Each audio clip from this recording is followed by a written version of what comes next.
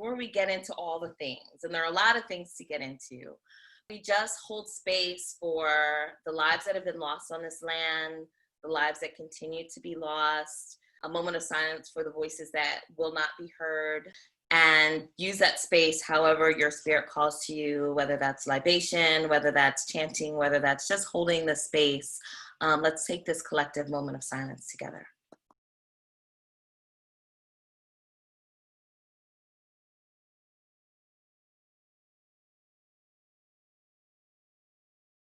So as we gradually come on back to this virtual space we're in together, this image comes from one of my favorite children's books. It's illustrated by Kadir Nelson, and it's a book called The Village That Vanished.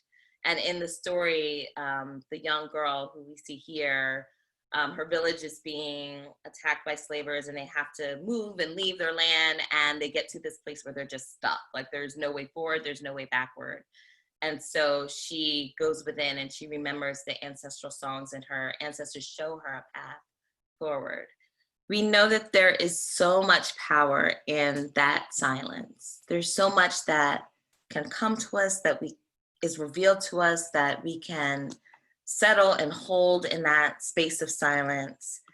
And we're also in a moment where we know that silence is also dangerous. That silence, that when we don't speak up, that when we don't use our voices in the way that they were given to us to use, that people are hurt and continue to be hurt. And so what's challenging is sometimes knowing the difference between when do I not say something and when do I say it fully. And that's both collectively, but it a lot of times shows up in relationships, right? Like in our most intimate spaces, that tension between like, do I speak up for myself and tell this person everything about themselves right now and kind of burn it all down? Or do I just shut up for a minute and get myself together? And there is no absolutes around that. Everything is about energy and everything is about relationship. And so the goal for today is to share some tools with you to help you navigate that in the moment. Though this is a workshop for POC and allies, this is not a space where I have the authority to tell you what or when to say what or whatever in your social media, in your personal lives, in your relationships, because you're the expert on those situations. But what my goal is to share with you some old ancient understandings about the metaphysics of our voice, and using the lens of indigenous psychology to help us understand what our voices are a gift for. And then also to share with you some resources that you can have on hand to help amplify our voices or calm them down if we need to in the moments that matter. And for us together to reflect on how we can back our voices with agency and action. That the words alone aren't the thing, but it's what the words move and create and shift and allow us to manifest. So we're going to be talking about all of those things today. Okay, so we talked about the flyer says soul medicine for our voices, and some of you might be thinking, well, I don't know what soul medicine is. Basically, when I say soul medicine, I mean any medicine that helps us heal on the subtle and intangible aspects of our being that are necessary to feel healthy, happy, and whole. So when we're talking about health, we're not just talking about our physical health, and particularly with soul medicine, we're not looking at using medicine for physical symptoms. We're looking at it to support us in changing our perception, our thinking, our feelings, and those subtle aspects of being more so than our physical body. And so that there is a medicine that comes out of our indigenous lineage that teaches us that our minds and bodies are not separate, and that there is medicine that we can use to support us in healing at the level of the soul, which personally is where I think the real transformation is for this time. Soul medicine originates all over the diaspora. We're going to be looking at a few different traditions. I try not to intermix them too much, but when it comes to the voice, there's so many really beautiful intersections of understanding. But some of the basic premises that you find no matter what indigenous system you're looking at, there's a few basic principles. One is that the mind and body are not separate. They are a continuum. That our illness can be physical, mental, emotional, or circumstantial. And that circumstantial is, if you think, okay, my relationship isn't working, or my finances aren't right, or my home has a leak in the ceiling. Like, all of those things are a reflection of illness to the indigenous mind. It's not just what's happening with our bodies. It's our feelings, it's our thoughts. If we have toxic thoughts, that's an illness. If we don't know our greatness, that's also an illness. And because of illness being able to manifest on so many levels, our healing approach is spiritual, right? Because it's the spirit that can touch all of these aspects of our being. And nature is an ally in that work. So when we look back at the most indigenous and ancestral medicine, herbs, plants, trees were always part of the healing, even if it was something like, okay, I can't get married. And then it's like, take this herb. It's this really different relationship with nature. It's not just about the physical symptoms. It's understanding that there is a spirit, that we are all sharing, humanity and nature is used as a medicinal to affect our spiritual connection and healing on all of the levels of our being. One of the central principles of soul medicine is that everything is energy, that there is a spectrum of energy that is within the range of our senses, and then there's a spectrum of energy that is outside of the range of our senses. So if we look at dog whistles, dogs can hear it, we can't.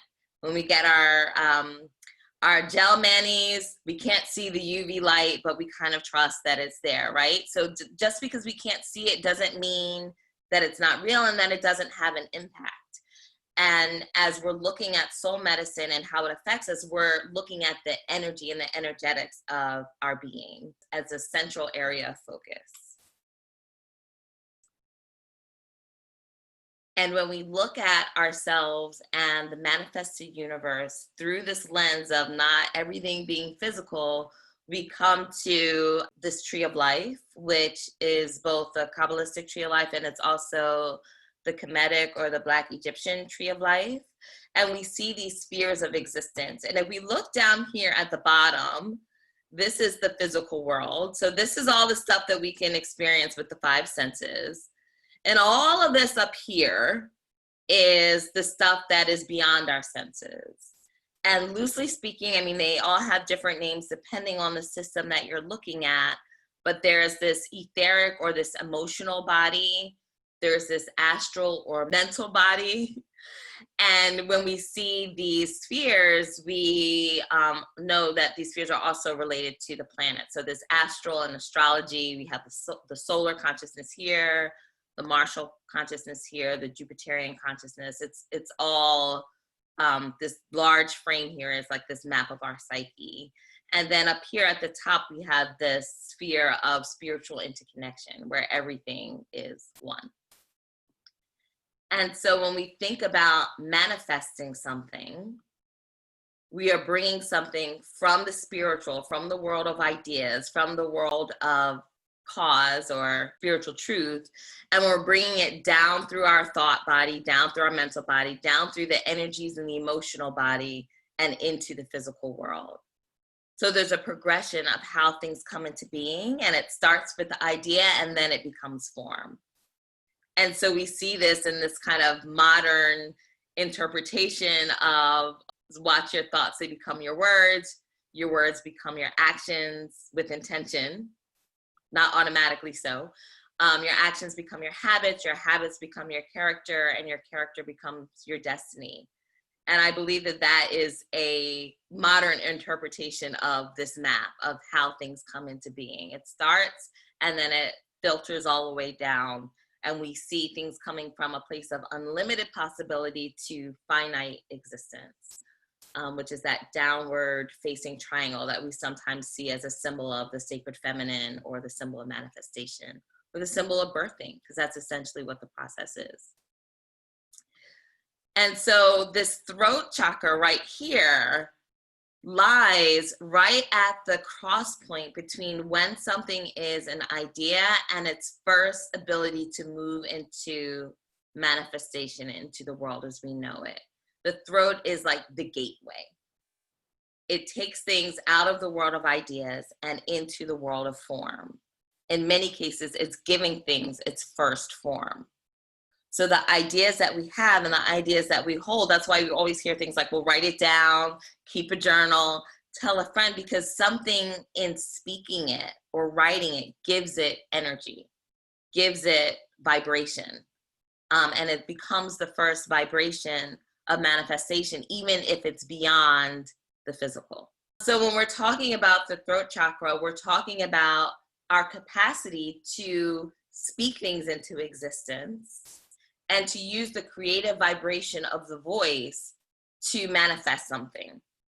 And so that manifesting can be speaking. It's also why the throat chakra is related to any kind of creative expression, whether that's drawing, coloring, singing, creating music, creating art. All of that is part of the process of getting something out of the world of ideas and into the world of creation.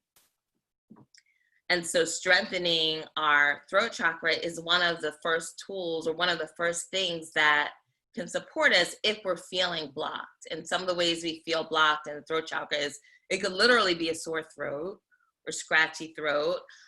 In my practice, sometimes if someone is talking and they start sharing something difficult, they'll kind of they'll kind of just place a hand on their throat, not even aware that they're doing it. There's just kind of this like, I need to help the words come out. We know that our throat chakra is blocked when whatever we are feeling and thinking authentically is not able to come out into the world for whatever reason. It feels blocked. Maybe there's some hypercriticism. Maybe there's some fear.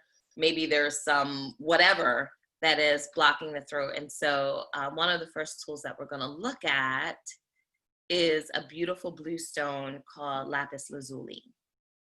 And so lapis lazuli is a stone that is really resonant with the vibration or the energetic, because everything is energy in the system, of the throat chakra. It's a stone that encourages self-awareness, allows self-expression, and reveals inner truth, providing the qualities of honesty, compassion, and morality. And it also stimulates objectivity, clarity, and creativity. And I love this last piece. It assists our ability to confront and speak our truth with confidence.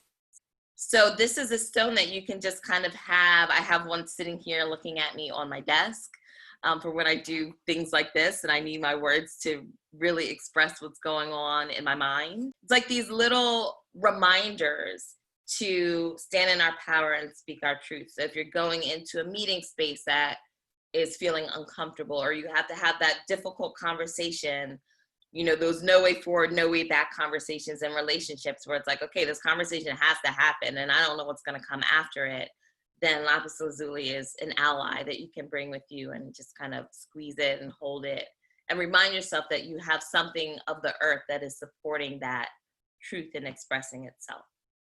Then if we look in the Judeo-Christian tradition, we have this moment in the Bible where we see this same parallel between things coming out of the world of spirit and into manifested form through the voice, through sound. So in the beginning, God created heaven and the earth was without form and void, and darkness was upon the face of the deep, meaning there was no differentiation. All things were in unity, in unison. And the Spirit of God moved upon the waters, and God said, let there be light, and there was light. So it's interesting because it didn't say, and God thought, let there be light.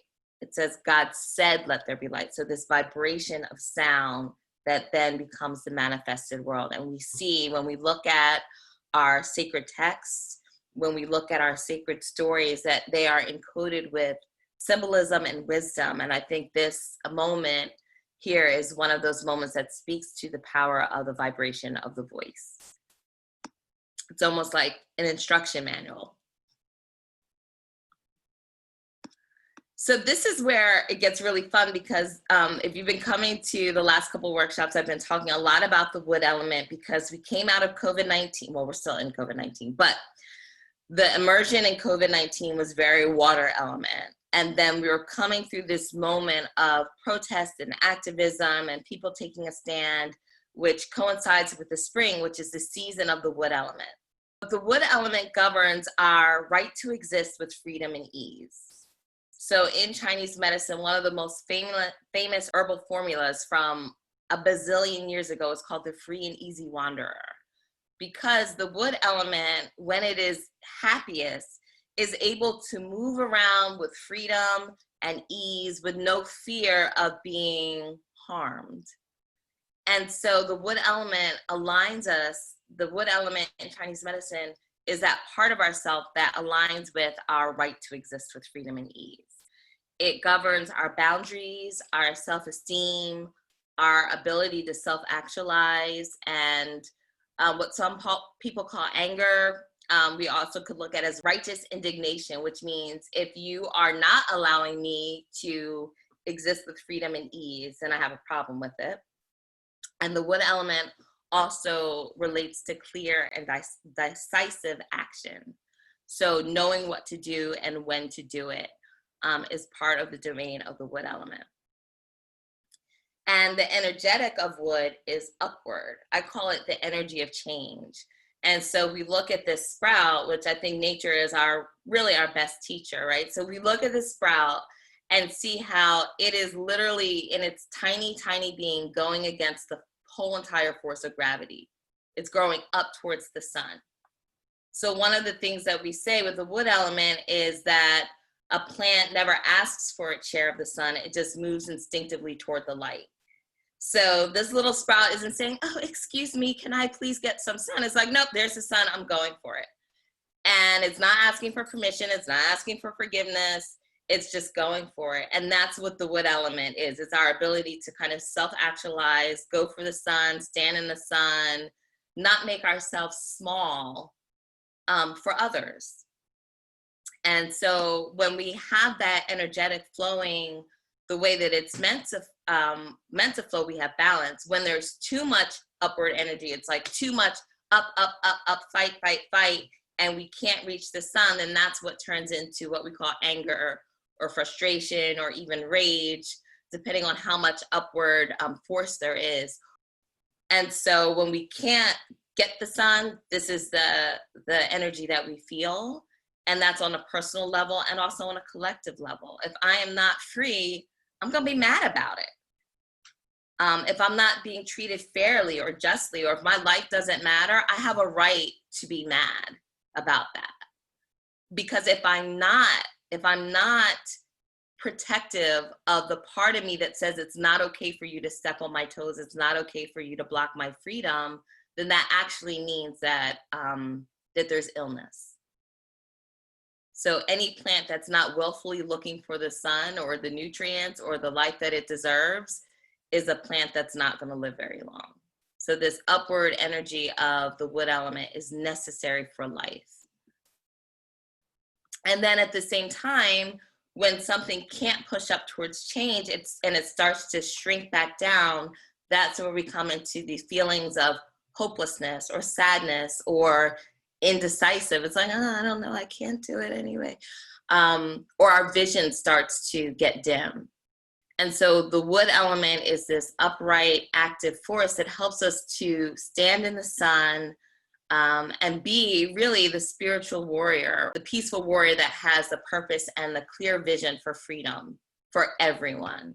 It's a benevolence of the wood element that allows us to fight for what we deserve and to be clear on our vision. And the warrior is fighting from this understanding that we are all interconnected. So if I'm not free, no one is free. And so as we look at the soul medicine for this time in our voice, we have to look at the wood element because it's going to govern that sense of agency and the ability to stand in the sun. And that's directly related to our authenticity. And the wood element, one of the keynotes of the wood element is authenticity. It's like, I know who I am. I'm not apologizing for it. I'm clear on all of those things. So we see here these two channels of the wood element. The first one is the yin channel that is on the left-hand side that goes up through the inner leg and ends around the rib cage. And then the yang wood meridian travels up the side of the body and kind of zigzags back and forth, back and forth, back and forth until it lands at the eyes, which is why the wood element is associated with having a clear vision, both psychically and physically. And so one of the resources that we have for supporting our voice and our authenticity is working with the channels of the meridians. And my favorite acupressure point is liver 3. So liver 3 is a point that I've been talking about all season for all of us because it's called a source point, which means it's a point that knows whether there's just enough wood, if it needs some more energy, or if it needs to tone it down. So we don't have to know exactly what we need. All we have to know is that we're feeling stuck. We're feeling stuck in our expression. We're feeling stuck in our being. We're feeling stuck in our authenticity. And then this is a point that we can work with over time to move that wood energy and balance it. If you come to the web between your first and second toe and kind of slide your fingers down till you hit the bone on the top of your foot, in that little crease or crevice, that is that liver 3 point. This is a point that you can really massage when you're in those places where you feel like you're shrinking, or you feel like you're not standing in your power, or you feel like you're going too hard and you're not being heard. So it's the source point of the wood element. Again, the source points on every meridian, they know what you need. They know what the soul needs, whether it's a tune up and amplification or a tune down. And that's the beauty of this point. Each meridian kind of has an external place where we can reach the point through acupuncture and acupressure. And then each meridian has a channel where it dips deep inside of the body. We can't really access it. And if you see here, the internal branch, this dotted line here, is the internal branch of this wood meridian. So it ends in the middle of the body right over the liver, which is how it kind of got the Western name liver meridian. And then it dips inward and it goes up through the throat. And so what we see here is that this meridian travels through the throat chakra, reminding us that our voices are intimately connected with our agency and our personal power. That when we are working with the liver meridian, we are also working with the energetic of the throat chakra, which we just talked about a little while ago. So one of the ways that you can also work with this meridian and this chakra is through this pose called the fish pose.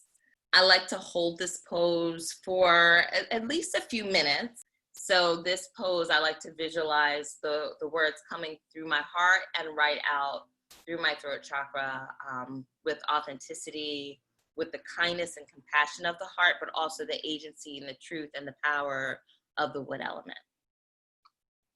Okay, so last but not least, we're going to be talking a bit about flower essences as a form of soul medicine. And I always use this picture as a reminder of how long we have been using plants as healing allies. This tablet is sometimes translated as a recipe, sometimes translated as an herbal formula because this is a scribe. So we're not sure, but we do know that plants have been part of our healing practice for a long time. On my YouTube channel, I posted a video called The Principles of Spiritual Herbalism. So if you are more interested in this kind of medicine, you can check that out. We won't go into all of those details here, but it is there if you want to see it. And we're going to be talking about flower essences. So just a reminder for those who have not worked with flower essences before, that they are not the same as essential oils. Essential oils are used in aromatherapy. They have a scent, they smell wonderfully. They are also very potent movers and energizers of the etheric body. which is why they can be used with acupressure as a DIY acupuncture treatment. I've been doing that a lot in my practice since we've been shut down, is giving people specific essential oils to use on specific points. But flower essences are taken internally. They're taken as herbal supplements. So there's a difference between the two. And you might be familiar with Bach flower remedies. Bach is the person who's credited with bringing this ancient medicine into the Western world. So if you've seen these little bottles in Whole Foods, or you've seen Rescue Remedy, that's the world that we're talking about right now with flower essences. And my flower essences are called the elementals, which are blends, archetypal blends, based on the 5 elements of a variety of different flower essences, including the Bach essences, Alaskan, and FES essences. Eloquence is a flower essence that we can use when we're having difficult conversations. We literally just kick back a couple of drops. We use it to prepare for any public speaking, performance, presentation, or writing that requires you to have vibrant, authentic expression. And also, I will say that for many of us, some of that includes, how do we own our authority? You know, we're often not used to seeing ourselves as the voice of authority in a particular field. A lot of that is due to systemic racism.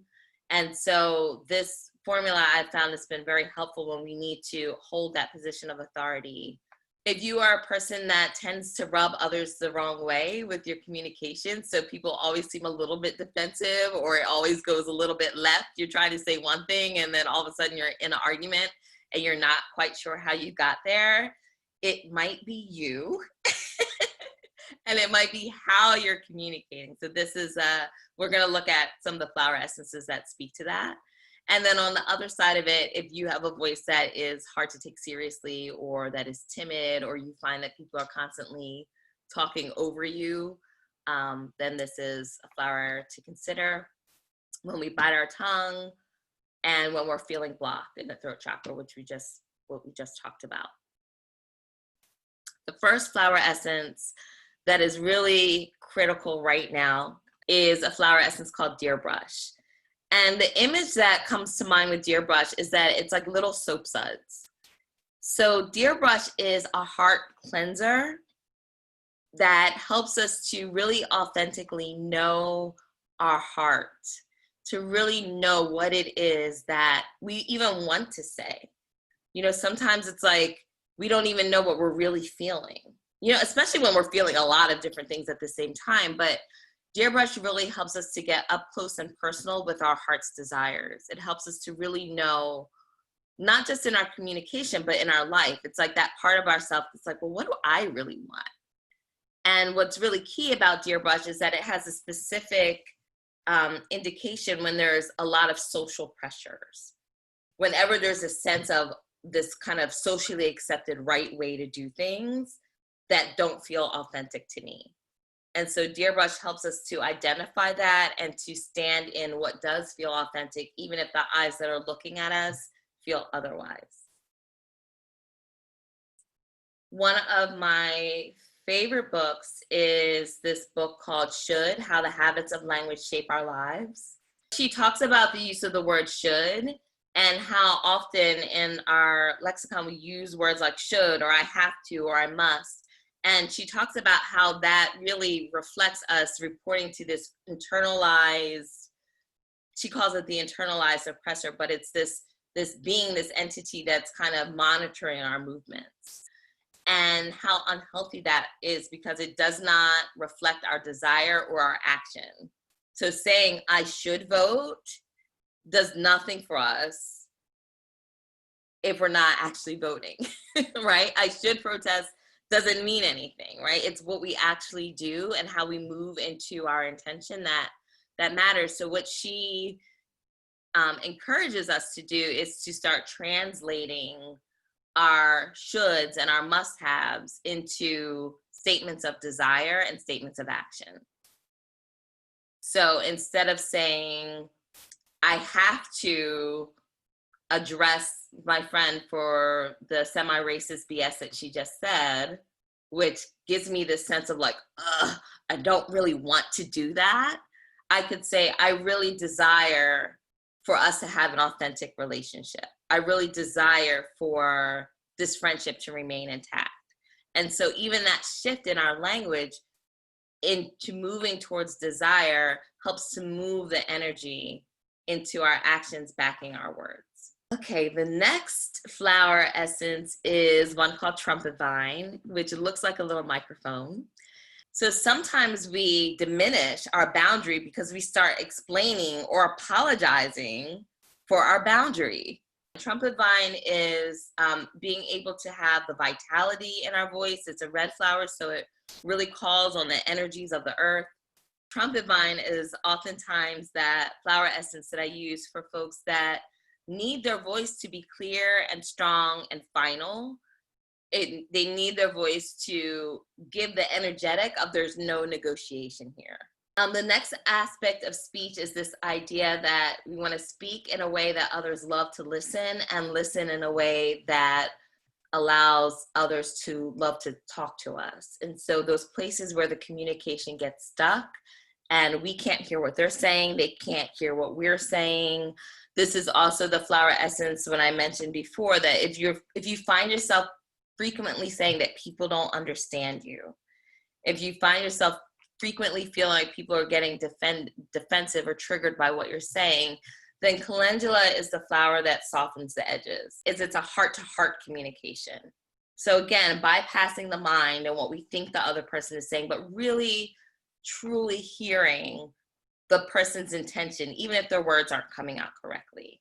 And then by extension, being able to share that from ourselves. This is a really great flower essence for interpersonal relationships, especially relationships that you value and that it's important for them to stay intact. It's like, well, how do I know this person isn't an idiot, otherwise I wouldn't have married them or given birth to them, or, there's some apparent love there, but I'm not hearing what they're saying just sounds crazy to me. And so calendula helps us to actually hear the heart of the person and also allows us to communicate from that space. And then last but not least, there is Buafiola, which is one of the Alaskan essences. And this flower essence is really effective for communicating when we're upset or angry. So it helps us find the right words to express what it is that our wood element is asking for. What is it that we need, and it helps us to not avoid conflict, but not walk into conflict with guns a-blazing, but to really be clear and articulate about what the upset was and also what needs to be done to rectify it, right? What's the resolution?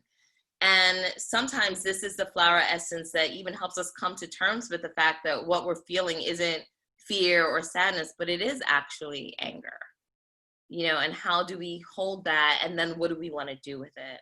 So this flower essence really opens up our communication, especially in tense situations, especially in those situations where someone clearly needs to be checked, but you want to do it in a way that honors yourself and honors the relationship.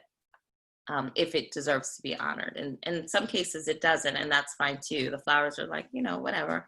I used to be the type of person that whenever I got angry, I would start crying. I would just try to talk and I would try to say it and it would just all fall apart. And then there was no growth because I wasn't saying what I needed to say. I was internalizing it, which was doing all kinds of stuff to the energetics of my own body and being. And then the other person wasn't realizing that they were in violation. So there was no growth and there was no movement and then there was no healing.